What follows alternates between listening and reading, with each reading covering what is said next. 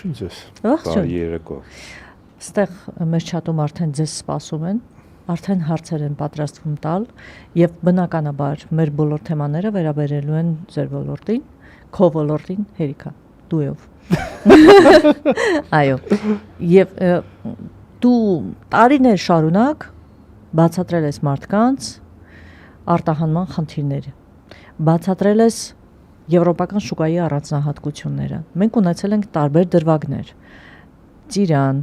ծաղիկ, եթե չեմ սխալվում, դուք Դավիթի հետ քննարկել եք երբ էր։ Այս տարի էր։ Անցած տարի այս օրերը Վազգենն ու Նարեկը դեռ դատված չէին, Ֆիդանյանը այն կողմում նստած էր։ Եվ ես սկսեցի մտահոգություն հայտնել, ասում եմ անցած տարվա համեմատ ծաղիկի արտադրությունը գյուղատնտեսության մեջ աճել է 68%-ով, դա ասում եմ ռիսկ է, շատ մեծ ռիսկ է պարենային անվտանգություն ունեցող երկրում,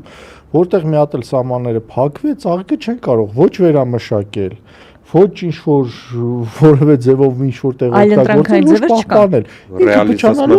Ռեալիզացման խնդիր է լինելու, ինքը փչանալու է թափի ու ֆերմերները լրջագույն խնդիրների առաջ են կանգնելու։ Անցած տարի այս օրերին ես այստեղից խոսել եմ։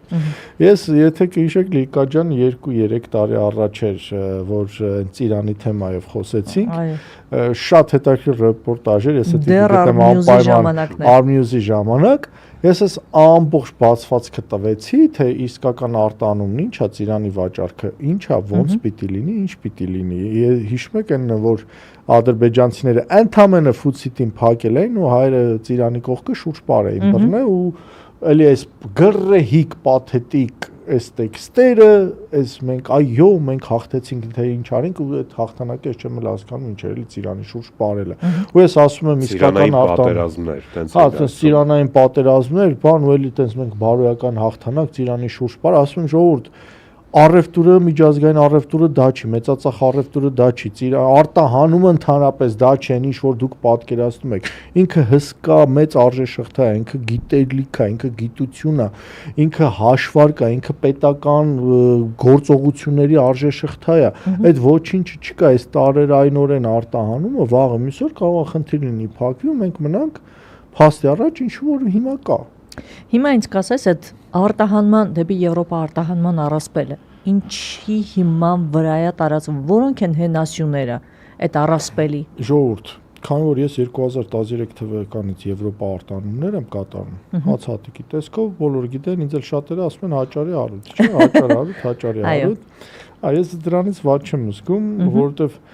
այդ իմ համար մեծ արժեք է, այդ իմ ստեղծած արժեքն է, որ ես 2010 թվականից սկսել եմ մահագին չարչարանքով տառապանքով մի խոսքով։ Երբ որ ես եվրոպական շուկայից շփվում եմ, եւ որ ես գնում եմ Եվրոպայում էքսպոների եւ տեսել եմ ինչ է Իրանից ներկայացնում մեծածախ առևտուր, արտահանում, խոշոր առևտրային ցանցերի հետ աշխատանք, ես լավ հստակ գիտակցում եմ, որ միշտ ասում եմ մեր մոտ դա առևտուր չի, դա առևտրի տնազ է, եւ Եվրոպա եթե մի հատ էլ բեռնատար գնում է մի կամ երկու բեռնատար ու այդ Ծիրանը մենակ հայկական խանութներին ու հայ համայնքին է վաճառում, դա արտահանում չի։ Նույնիսկ 2000 թվականին Վանո Սիրադեղյանը հրաշալի ներկայացրել այս ցիկլը, ինչ է Իրանից ներկայացնում։ Ես էլի Facebook-յան էջից կգցեմ Վանոյի այդ գրվածքը, շատ հետաքրքիր ներկայացնում է։